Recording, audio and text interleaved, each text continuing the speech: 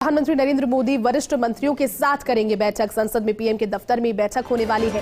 विपक्ष को जवाब देने के लिए बैठक में चर्चा होगी और जवाब रहेगा तवांग मसले से जुड़ा हुआ। तवांग में जो चीनी सेना ने एक बार फिर से अंदर दाखिल होने की कोशिश की और ना सिर्फ दाखिल होने की कोशिश की, समझेगा इस एजेंडे को जो कि चीन लगातार कुछ समय के अंतराल में करता रहता है। मंशा यही है कि भारत की सीमा में दाखिल हो और अपनी परिधि को बढ़ाता रहे।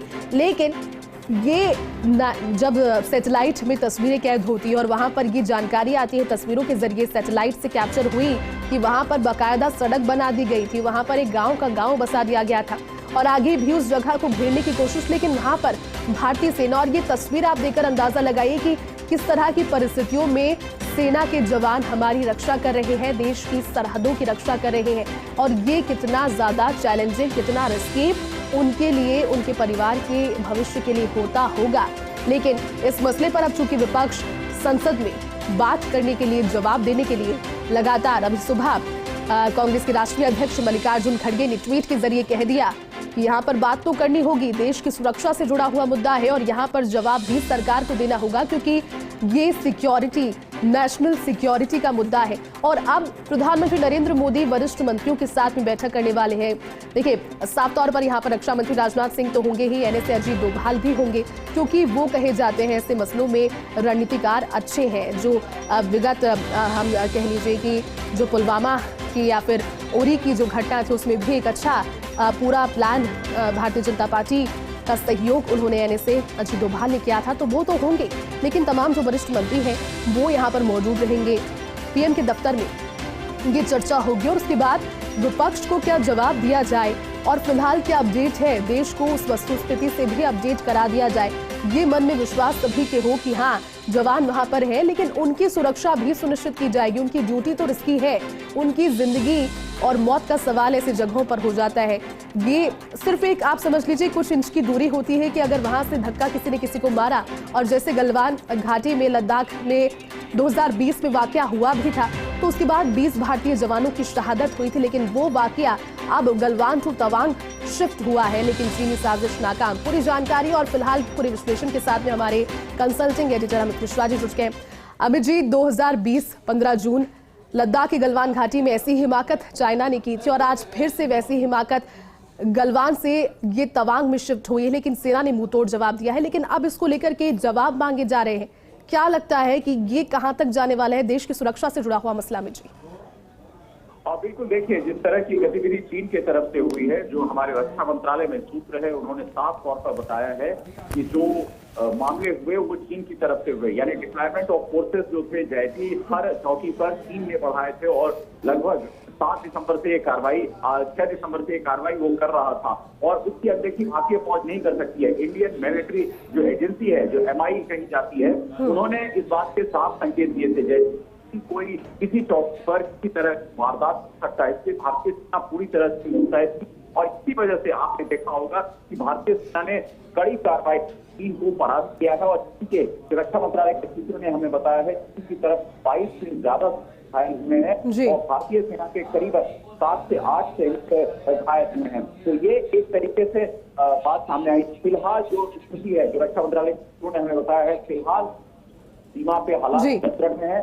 दोनों तरफ के कमांडर जो हैं, यानी भारतीय कमांडर जो उस कमांडर है और चीन के कमांडर जो उस के कमांडर है, दोनों आपसी संपर्क में हैं। इसके अलावा थोड़ी देर पहले सेना प्रमुख ने राजनाथ सिंह यानी रक्षा मंत्री से मुलाकात की है, सारी घटनाओं पर ब्रीफ किया है और आज संसद में, क्योंकि कांग्रेस और टीएमसी ने काम रोको प्रस्ताव, स्थगन का प्रस्ताव किया है, पहले इस बात पे चर्चा हो, इसलिए रक्षा मंत्री इस विषय पर बयान देंगे। तो कुल मिलाकर सरकार का जो नियंत्रण है, सरकार का की जो कार्रवाई है, सरकार के जो लोग हैं वो लगातार बलवान भारत के लोग, सेना प्रमुखों से, वहाँ के जो कमांडर हैं उनसे लगातार संपर्क में है और वहाँ की गतिविधि पर सरकार पूरी तरीके से नियंत्रण बनाए हुए है, नजर बनाए हुए। रक्षा मंत्री खुद इस चीज को लेकर मॉनिटरिंग कर रहे हैं सेना प्रमुख के साथ और जो भी लोग उस प्रक्रिया से जुड़े हुए हैं उसके साथ। अमित जी, जो बैठक थी जिसके बारे में हम जानकारी और चर्चा भी कर रहे थे, वो बैठक खत्म हो गई है, अपडेट आई है आपके पास? कुछ अपडेट इसको लेकर, वहां पर जो बातचीत हुई है, जो निर्देश दिए गए हैं आने वाले दिनों के लिए, क्योंकि सेना को अलर्ट पर रहने के लिए कहा गया है 24/7?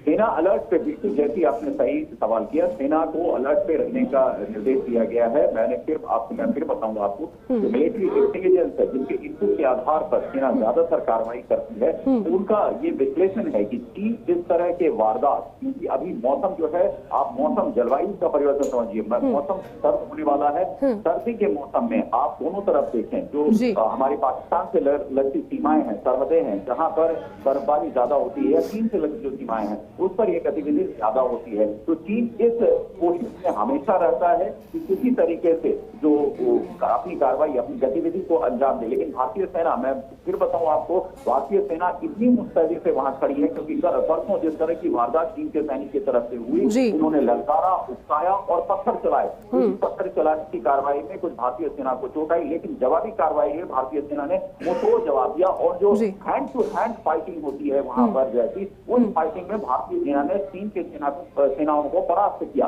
और इसी वजह से चीन की सेना पीछे हटी। फिर जाकर कमांडर टू कमांडर बात हुई, क्योंकि वहां पर ऐसी कोई स्थिति नहीं थी। विदेश मंत्री जयशंकर लगातार इस विषय में चीन के विदेश मंत्री से संपर्क में थे और लगातार वहां की जो कार्रवाई है, यानी चीन पर सीमा पर किसी तरह का विवाद न हो, इस विषय में भारतीय कूटनीतिक लगातार वार्ता कर रहे थे। तो फिर इस तरह की गतिविधि क्यों हुई, इस विषय में सरकार बहुत संजीदा है और रक्षा मंत्री खासतौर पर इस विषय पर साफ तौर पर विदेश मंत्रालय से संपर्क में है कि आखिर कोई कूटनीतिक बातचीत जब चल रही हो तो फिर ऐसी कार्रवाई क्या राजनीतिक संकेत चीन की तरफ से या फिर लोकल लेवल पर इस तरह की कार्रवाई की गई कैसी? बिल्कुल अभिजीत, आप ठीक कह रहे हैं, क्योंकि जो तस्वीरें हैं वो अपने आप में बयां करने के लिए काफी है कि जिस स्थिति में और जो सर्कमस्टांसेस होते हैं जहां पर हमारी सेना के जवान हैं, हम यहाँ पर बैठे हैं, सकुशल हैं, बातचीत कर रहे हैं, अपना अपना काम कर रहे हैं, क्योंकि एक सेंस ऑफ सेटिस्फैक्शन हम सभी के मन में है कि वहां पर वो लोग हैं और हमारी देश की रक्षा, सरहदों की रक्षा करें। लेकिन अमित जी, यहाँ पर अब ये कहीं ना कहीं संसद तक मुद्दा जाने वाला है। इस पर प्रधानमंत्री नरेंद्र मोदी वरिष्ठ मंत्रियों के साथ आज चर्चा कर रहे हैं और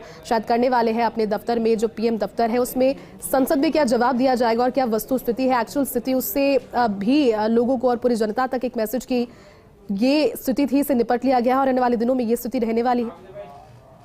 बिल्कुल जैसी, देखिए कांग्रेस के सांसद हैं नासिर हुसैन राज्यसभा में और मनीष तिवारी लोकसभा में जो सांसद है कांग्रेस के, टीएमसी के सांसदों ने दाम रोको स्थगन का प्रस्ताव दिया है संसद में और नियम 173 270 के तहत ये प्रस्ताव दिए जाते हैं। उनके तहत उन्होंने अपने अपने लोकसभा अध्यक्षों और राज्यसभा के सभापति को चिट्ठी लिखकर दाम रोको प्रस्ताव दिया है कि दाम रोको स्थगन हो और उस विषय पर जो गलबात की स्थिति है चीन के साथ जो हमारे सैनिकों की मुठभेड़ हुई है उस पर सरकार अपनी प्रतिक्रिया दे। सरकार वहाँ ताजा हालात क्या है इस विषय पर अपनी प्रतिक्रिया देते हुए मामला एक और तक भारतीय राजनीतिक में राजनीतिकरण भी हो रहा है। संसद का सत्र किसी चल रहा है जैसे इसलिए कोई भी मंत्री बहुत बयान नहीं देगा और उसने संसद की गरिमा को बनाए रखेंगे, संसद के पटल पर इस विषय का बयान देना होगा। इसके तौर पर प्रधानमंत्री की अगुवाई में जो बैठकें चल रही है और प्रधानमंत्री खुद इस चीज की लगातार मॉनिटरिंग कर रहे हैं रक्षा मंत्री के साथ, तो आज संसद में किसी भी वक्त रक्षा मंत्री इस विषय में दोनों सदनों में अपना बयान देंगे और सरकार की स्थिति क्या है, वहाँ के क्या हालात हैं और जो मौजूदा प्रश्न है विपक्ष के सांसदों के मन में उसका निराकरण करेंगे। अमित जी, देखिए ऐसे संजीदा समय में जो असामाजिक तत्व होते हैं, जो लोग घर पर बैठकर ऐसी हरकतें करते हैं और कोशिश करते हैं कि भ्रामक खबरें फैलाएं सोशल मीडिया के माध्यम से, लेकिन एक जानकारी सुबह में ये भी सामने आई कि सैटेलाइट के जरिए कुछ तस्वीरें कैद हुई थी और एक सड़क वहां पर नजर आई थी तस्वीरों में, जो कि चीन की ओर से बनाई गई गाँव बसा लिया गया था। क्या कितनी सच्चाई है इन बातों में? देखिए इस विषय में जो सच्चाई है वो सिर्फ और सिर्फ रक्षा मंत्रालय की तरफ से स्पष्ट की जाएगी। रक्षा मंत्रालय के सूत्रों ने जो हमसे बातचीत की, सुबह हमारी लगातार रक्षा मंत्रालय के जो अपने सूत्र हैं उनसे बातचीत हुई, उन्होंने जो स्पष्ट संकेत दिए, उन्होंने साफ तौर पर कहा कि किसी तरह की ऐसी कोई हरकतें सामने नहीं आई है। चीन जहां खड़ा है वो सेना वहीं खड़ी है। हाँ, वहां से उन्होंने भारतीय चौकी में प्रवेश करने की कोशिश जरूर की थी और उसी वजह से ये मुठभेड़ हुआ। ये जो भाषण दोनों पक्षों में हुआ है, हैंड टू हैंड फाइटिंग हुई है, पत्थर दोनों तरफ से चले हैं सेनाओं के बीच, ये उसी का नतीजा है। चीन की सेना की नापाक कोशिश थी भारतीय चौकी पर कब्जा करने की, उसको भारतीय सेना ने मुंहतोड़ जवाब दिया है। चीन अपने सीमावर्ती इलाकों में जो कॉरिडोर है वो बना रहा है, उससे काम पता चल रहा है, लेकिन भारतीय सीमा जहां भारतीय सीमा है वहां भारतीय सेना के जवान मुस्तैद हैं और उसी मुस्तैदी के कारण अपनी सीमाएं, अपनी सरहदें सुरक्षित है। जैसी अमित जी आप बने रहे क्योंकि एक बड़ी खबर से बीच आ रही है। दिल्ली से खबर है, रक्षा मंत्री राजनाथ सिंह के घर जो बैठक चल रही थी वो खत्म हो गई है और पीएम को तवांग झड़प पर जानकारी रक्षा मंत्री राजनाथ सिंह अब देंगे, क्योंकि पीएम दफ्तर में ये बैठक होने वाली है। वरिष्ठ मंत्री वहां पर रहेंगे। संसद में पीएम के साथ कोर ग्रुप की बैठक होने वाली है। संजीदा विषय है, कोई भी कोर कसर यहाँ पर सरकार अपनी ओर से नहीं छोड़ना चाहती, क्योंकि ये राजनीति से ऊपर उठकर ऐसे जो मसले होते हैं वो हो जाते हैं। कोर ग्रुप की बैठक में तवांग झड़प पर चर्चा होगी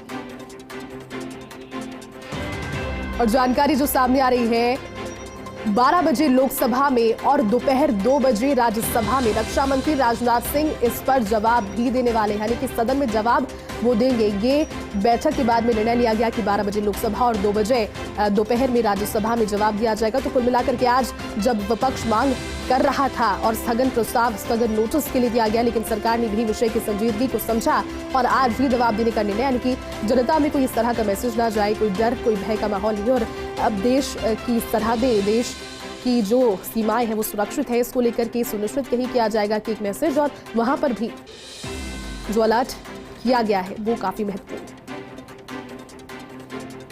तो देखिए, लगातार चीन की जो टेढ़ी निगाह है वो भारतीय सीमाओं पर बनी रही है, लेकिन इसी बीच सेना ने मुंहतोड़ जवाब दिया है और ये बहुत शानदार बात अपने आप में हो जाती है, क्योंकि ये भारत की खासियत है, भारतीय सैनिकों की भी, और ये परंपराओं में रहा है। कोई भी युद्ध की स्थिति आप उठाकर देख लीजिए, कोई भी ऐसा युद्ध नहीं होगा मेरे ख्याल में, रिकॉर्ड्स में भी और इतिहास में भी, जिसमें पहले भारत की ओर से किसी मुद्दे को लेकर के अटैक किया गया हो, अनटिल अनलेस वो भारत के रास्ते में किसी तरह से देश की सुरक्षा के रास्ते में ना आ रहा हो। लेकिन जितने भी युद्ध हुए वो जवाबी युद्ध रहे हैं, यानी कि सामने से जब युद्ध किया गया तो देश की सुरक्षा को ध्यान में रखते हुए फिर भारत ने उस युद्धों का मुंहतोड़ जवाब आज तक इतिहास ये बताते हैं कि दिया। और फिर अब ये ऐसी जगह, क्योंकि किसी बटालियन का ऐसे दुर्गम स्थानों पर रहना जहां पर खाने और पानी की सुविधाएं तो आप भूल ही जाइए, वहां पर सांस लेना भी इतना मुश्किल, लेकिन अब इसमें संसद के दोनों सदनों में जवाब आज मिलने वाला है।